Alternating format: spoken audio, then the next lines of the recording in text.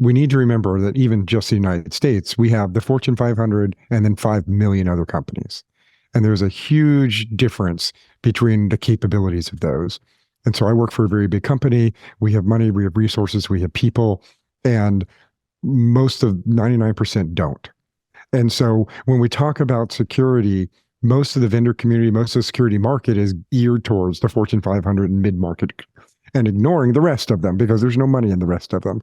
And so I have had a really big, been passionate the last few years. What are we doing for the 99%?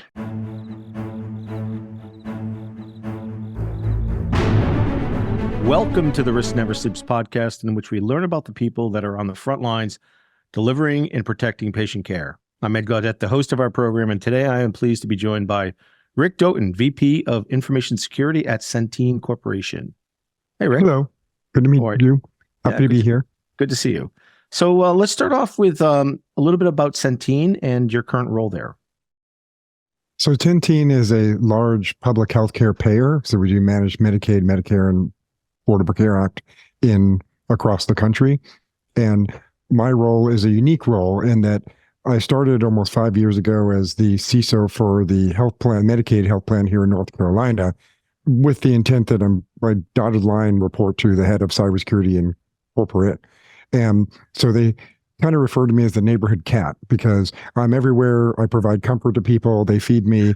And so, I've helped, obviously work with the global CISO on a daily basis and all of his direct reports, and with the CTO and head of platform and CIO. So I kind of just fit in where is needed to help things out because I don't have the administrative overhead of the other executives. So I can spend time and, ferreting problems or helping teams.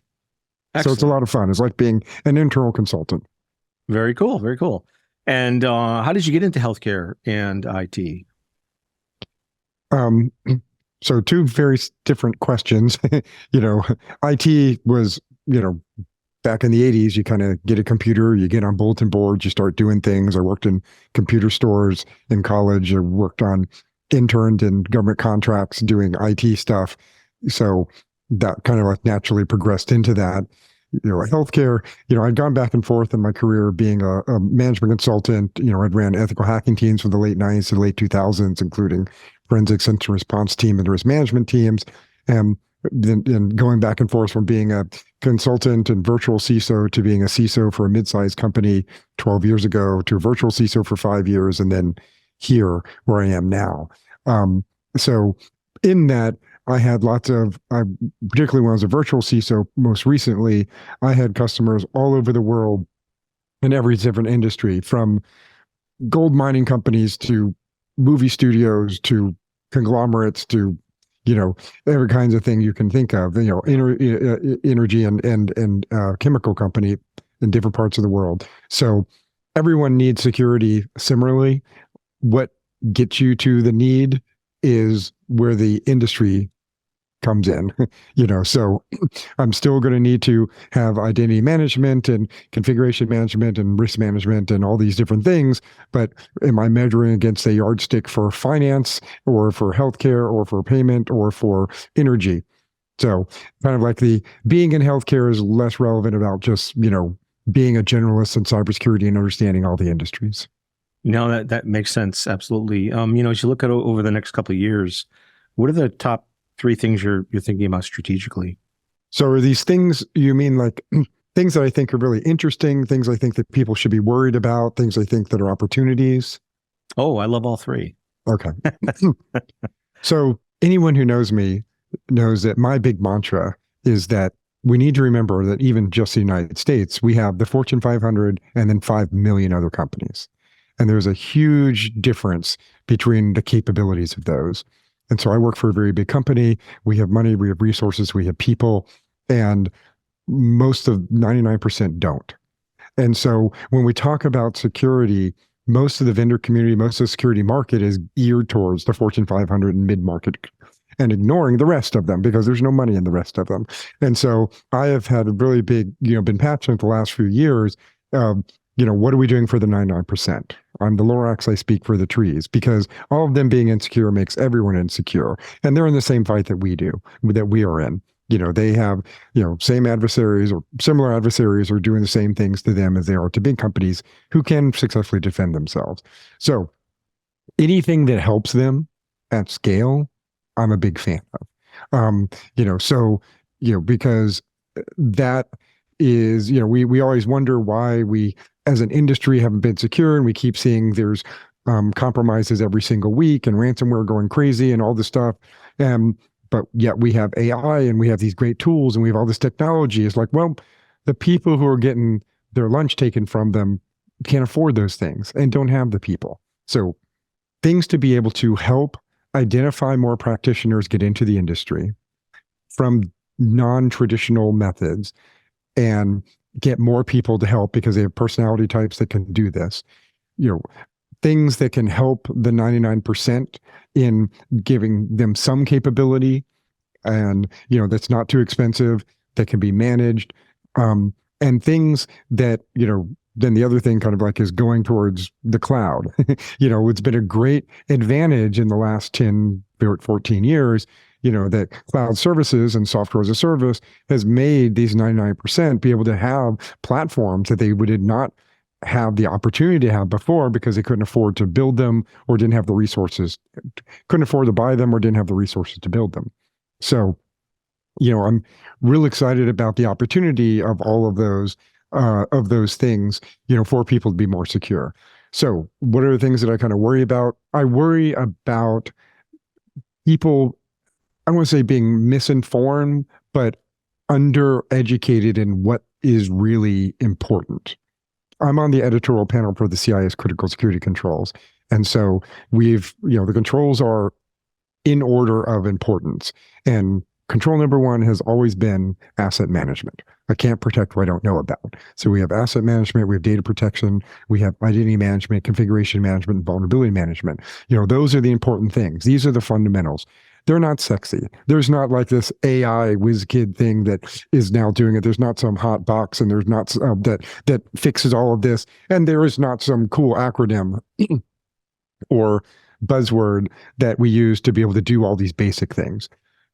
If you're not focusing on that first, don't bother doing the rest of it. Because you could have the best acronym thing. I'm not good at acronyms. It's kind of like if someone says, "Oh, what is your thing for CPNTY?" I'm like, I don't know. What's that? Tell me what it does. It's like saying, "Hey, do you like the Jerry Lewis sandwich at the deli?" I'm like, just tell me what it is, not the name of it that somebody came up with. It's like, yes, I'd like a turkey and cheese on rye. So the focus on not the like, here's the bad actors and here's a threat scenario that you need to worry about is more important than if you do the basics well, then you're going to be less susceptible. I know what I have. I'm protecting my data. I'm using good passwords. I'm keeping my configuration management data, and I'm managing my vulnerability management. And then while I'm there, let me do some email protections. While I'm there, let me make sure that my users are educated. While I'm there, let me make sure that any tooling and telemetry I have, that there is something that is actually configured correctly, logging, that people are looking at it or there's alerts, and there is a capability to respond to it. Because when I was a virtual CISO, the two things that I saw missing most in companies universally was one, a governance process that linked the business to technology. Technical people don't make business decisions. Right. If I'm going to take away everyone's admin rights on their local laptops, that's a business decision, not a technical decision. If I'm going to accept a risk of a certain vulnerability not being patched, that is a business decision, not a technical decision. And so having that governance that gives the power to the business to be able to make these informed decisions, and the role as technology is to inform them, that is what many organizations, not only the 99%, but also in some of the Fortune 1000, don't really have. And that's where you still see things where people are saying, oh, when is management going to finally accept security? When is the board going to finally let us do the things we need to do? Because at the higher in maturity, you're like, what do you mean? They're pushing us. But for the 99%, they may not. And that might be a communication issue. And then the second thing is that I've seen missing is first being governance, and the second thing being an incident response capability. I never went in to an organization that wasn't well instrumented. They had the best tools. They had the expensive boxes. Their little lights were blinking. They felt like they were really secure, but it wasn't configured. It wasn't logging. There was no alerting when something bad happened. And there was no response capability of like, what do you do when something goes wrong? What do you mean? The box protects me. Not all the time. And so that's where I would say like low informed, because they're following buzzwords, they're following things, they're following, oh, I need to worry about, data leaking over Gen AI. Like that is not a new thing. You need to worry about hallucinations and bad information coming back that you're making business decisions on. That's more of the business impact. So those kinds of things are what kind of worry me. Obviously, the bad actors are going to be bad actors. They're going to grow. They're going to expand. They're going to get better. But there's a lot of people tracking them. And so the main thing that I kind of tell people, and then I'll finally take a breath and let you ask another question. As everyone's just like, how long is he going to talk? Is he going to? No, this is great. No, I do have a bunch of questions. Find your community. Mm-hmm. I'm based in Charlotte. We have a very tight CISO community here in Charlotte. I am the cruise director for it because I help get dinners organized and events organized and people together and help make sure that we are communicating. And we have a very diverse group of companies from very big banks down to little manufacturing firms with no regulations. And because we all get together, all of us are better.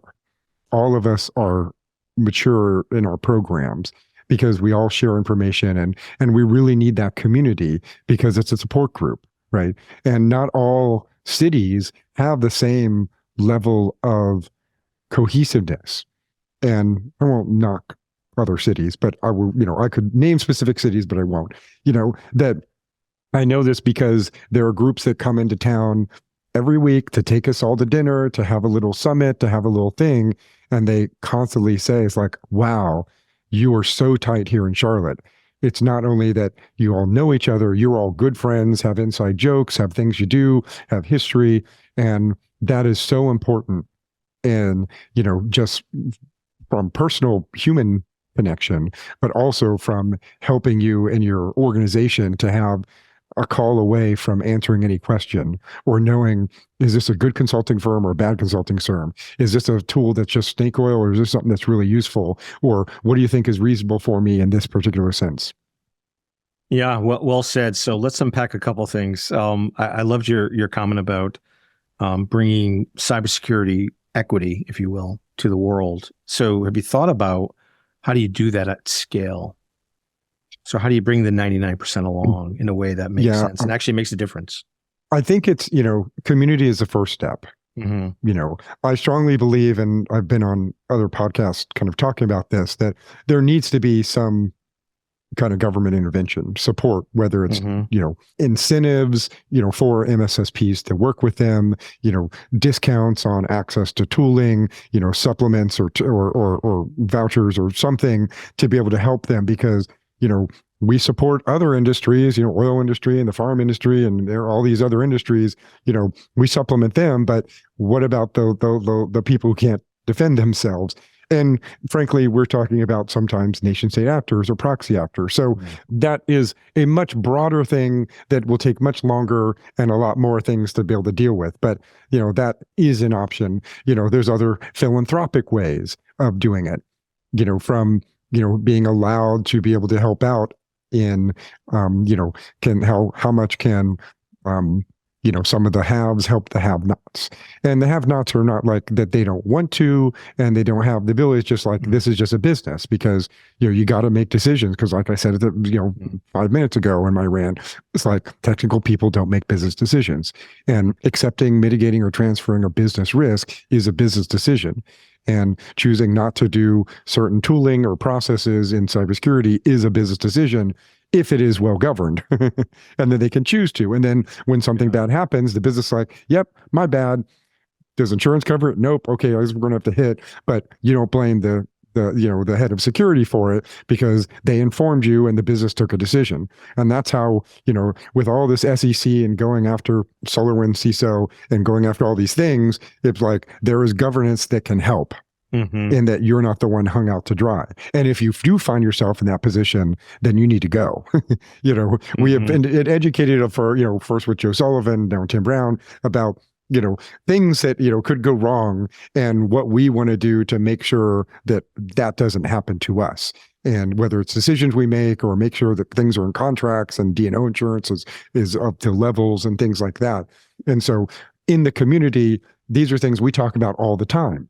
I was on a podcast, a roundtable at RSA last year talking about, like liability. And so it's something that we talk about a lot. And I find it interesting. And, these groups who come into town and want to talk to us is like, oh, what do you think about AI? Or what do you think about this liability for yourself? It's like, we've been talking about this for over a year. It's like, but if you're not in our conversation, then you think it's a new thing. You think the business if you think about it, right, the excuse is it's technology and we don't understand it. But there are board members that don't understand the details behind audits and finance. And yet, when does it become an excuse that's outlived itself? When does it become, we're all at some level, we all use technology today. There's very few people that you could say live in a cabin somewhere in the woods and don't use technology. So even the largest corporation, the CEO and their staff are, I'm sure, immersed in technology. So when does it become just an overt excuse for not doing the right thing? Well, so yes, I agree with you that almost every company is a technology company. We're not just doing everything manually. And consumers too. And consumers as well. And I think the thing that has helped the larger companies mature faster over the last couple decades is that many board members are on multiple boards. And if you're on a board of a company that just gets hacked and has a very serious thing and you live through that, all the other companies you're on boards that you say, I don't want that to happen to me again. What are we doing about this? And so that starts propagating. And, I was on a panel 3 years ago and the moderator's like, when is the board going to step up and agree and understand security? I'm like, what are you talking about? They're pushing us. But that's from my vantage point and my, Fortune 500 part of the world. And I still have peers who are still struggling with that. So the short answer comes back to communication. And the other thing I found as a virtual CISO is I'd go into an organization when the security team is not getting the recognition, they're kind of put into a box of you do vulnerability scans and respond to incidents. We'll do the engineering, architecture, and everything like that. It's because usually the person who is the director of IT security is what I call a tool jockey. And so if they're very, very technical, then their communication is very technical. Right. And being able to, and that's where governance comes in, being able to understand the business. My 3 rules of being a CISO are: rule number 1, understand what your business does to make money and don't do anything to disrupt it. Number 2 is don't make your users your biggest hackers by putting in controls that they have to go around to do their job, right? Yeah. And number 3 is find community, and I already talked about that. So that part of, so I'd go in and I'm helping, mentor this director of IT security, and I'm like, oh, we're doing these things and they're not listening to me because we need to do stuff because this bad thing could happen, this thing here and this go. Then I'm like, what does the business do? Do you understand that? Do you know how to make money? Do you understand are you making connections with the legal team and the compliance team and the audit team, and as well as the operations of what business does, to be able to I am your partner. How can I make it better? I don't want to be, 15 years ago, it was the office of no. Everyone says even now, it's let's not be the office of no. It's we stopped that in the, in the 2000s, right. A mature group. It is, what is it the business process you want to do? How can I then secure it? Or make it something that the business is comfortable with the risk that they're accepting while doing it. Because again, I'm not the one who makes the decision, right? It's a business decision. I could say, here are some options. And they may say, there's too much end user abrasion if you do that. We're going to accept it. Fine. Sign here that you accepted the risk. We suggest this mitigation. Then I'll work on doing more monitoring then. It's like, if you're going to accept the risk, I'll do more monitoring and have a response capability if something goes wrong to kind of be more reactive than proactive. That's fine, but the business makes the decision. And then over time, if there's like so many things we're doing, they're like, hey, maybe I should have listened to you 2 years ago and let's put this control in because we're spending a lot of time with this and that, whatever. So, but it's not going to be perfect the first time. And building that relationship takes the ability to listen to the business and say, how can we make novel solutions to do the things to manage the risk to the point that the business can take? Yeah. So going back to your point is, I think it's a breakdown in communication because they don't know how to talk to the leadership in the language that they can talk to and that they need to talk to for them to understand, and educating them and doing it in a way. And so that's like what it all boils down to is communication. Because once they understand that IT risk management is not about protecting IT, it's about protecting the business. I mean, frankly, from having an IT infrastructure, right? Or else we wouldn't even worry about it. Right. That's right. Cyber risk is business risk. Just changing topics a little bit over the last couple of years, been tough on a lot of folks. What are you most personally or professionally proud of over the last couple of years? In the last year, I've kind of become my special interest in socializing and talking about neurodivergency within the cybersecurity industry. And I first started a year ago at a security conference here locally. I was asked to do an opening talk on the topic was community. I'm like, great.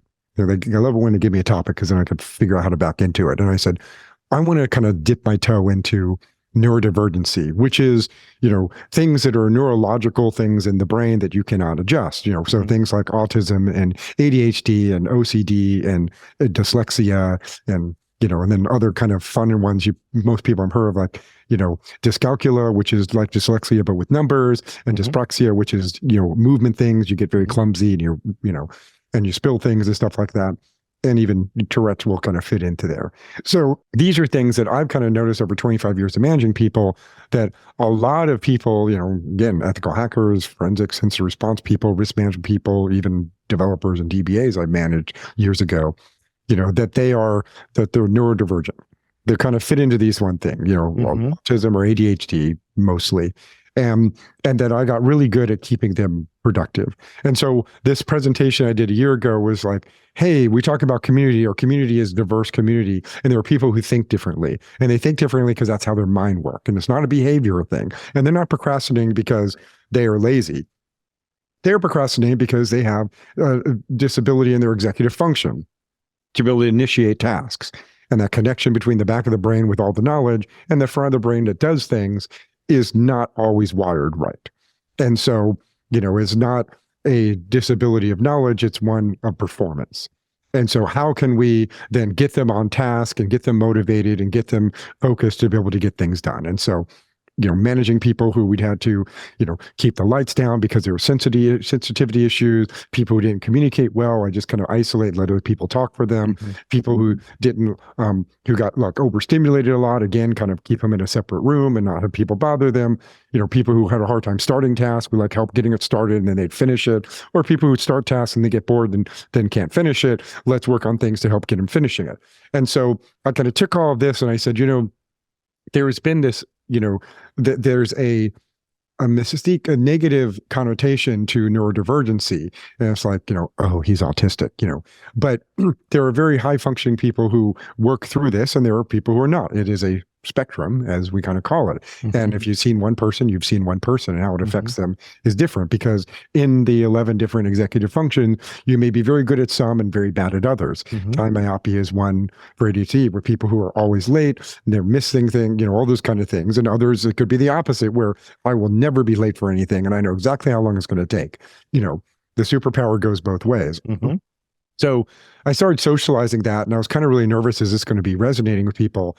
And to the 100 people that were there for that day, I spent an hour and a half, 2 hours afterwards talking to people as they're sharing their stories, telling them how their experience, their kids, their family, their parents, whatever, and that it really, really resonated. Yeah. And so I've done it about 4 more times as keynotes and 3 podcasts where I've done it, where I talked about this at depth. And again, every single time it comes back as like really resonates with people. And so I'll be speaking on that topic at the RSA show this year. And I'm very excited to be able to socialize that. And I'm also very happy to see that there have been a lot of other articles. I even have a slide where I keep adding them. I just added one this morning, from a Netflix blog of a couple of their engineers talking about it. And, that this is now being more socialized so that we can normalize it. And then we can accept that this is, not a function in somebody's behavior, but how their mind works and how do we kind of work with it. And how you got here could be a lot of reasons, could be ADHD, a little autism, a little dyslexia, could be childhood trauma, but let's deal with it. Well, what is the output? What is the trait? And let's work with it. So that is what I've been most proud of, is that every time I bring this up, it resonates so much. And I feel like I'm helping people who finally understand themselves better, or their partner or their staff, how to manage people. And they're like, this is really great, because now I'm not like angry at them for not doing something. I'm like, oh, I understand. This is something you have a challenge with. Let's do this little thing, but I'll just sit with you while you work on it and you'll get it all done. I don't, it's just like the mirroring kind of thing. And that has been the most gratifying to me. That's terrific. I'd love to have you back on and really explore that more at some point if you're interested. Yep. I think I know the answer to this question I'm going to ask anyway. Outside of your current job in healthcare, what are you most passionate about? What would you be doing if you weren't doing this job?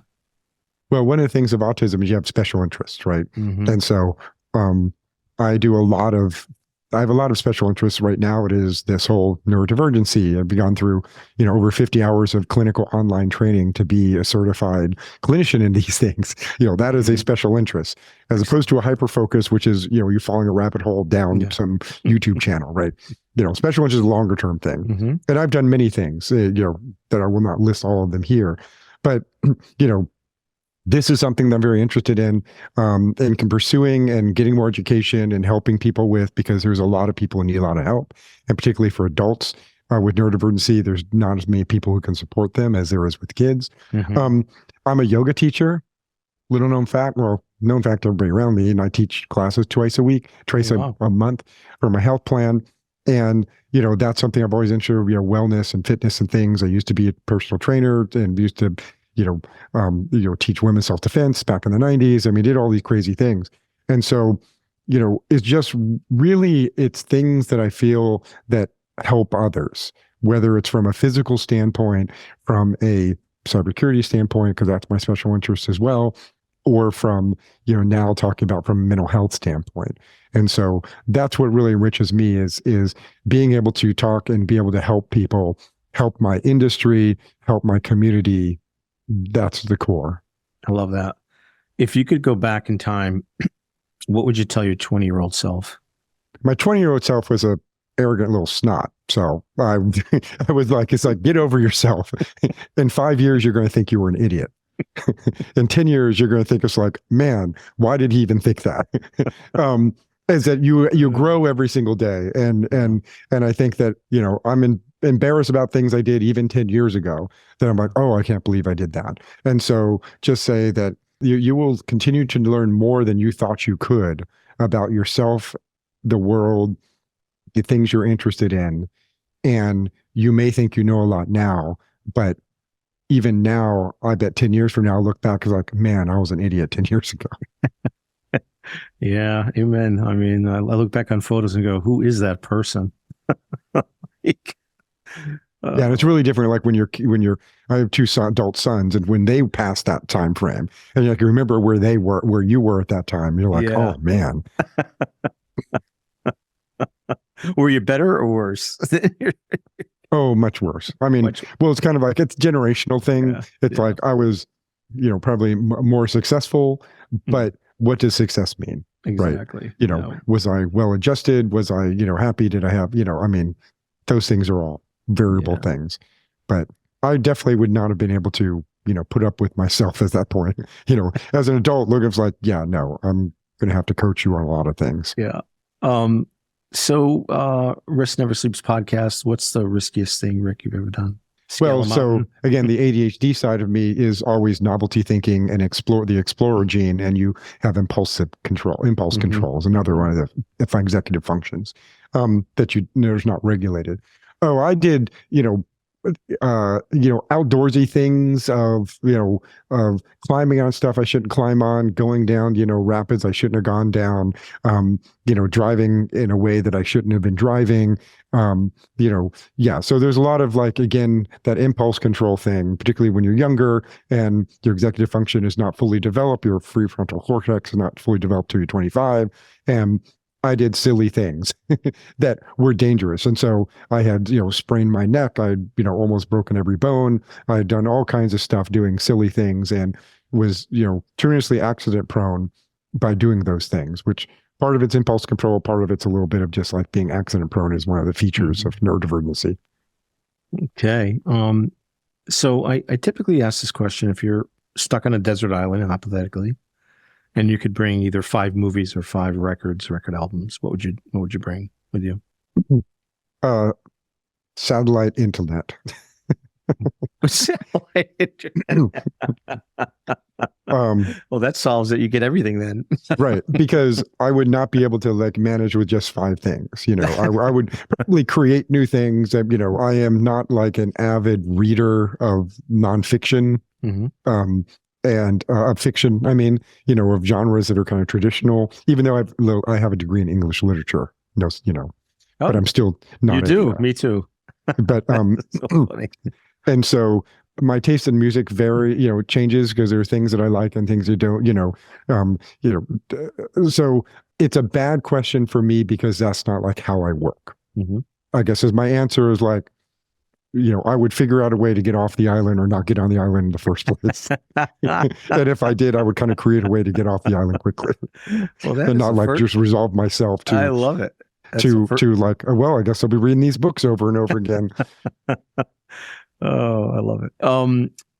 Any advice to folks coming into the profession, either into healthcare or both cybersecurity? Yeah, find your passion, which is something that's silly that we always kind of say but it's such an important thing because, going through neurodivergency discussion, education that I did, I kind of realized that I'm able to put words to things that I just generally said before. We hire based on personality and aptitude. Now I can tell you what those traits are, or I know how to interview somebody who isn't going to talk to me. And now I can explain why and how that works, all those little things. But one of the things that's a big one in that is enthusiasm. And when there is a special interest in getting to something, people that I used to hire, as ethical hackers, they would take their clock radio apart when they were a kid. They'd figure out how things work. They would mess with things and see how to make it better.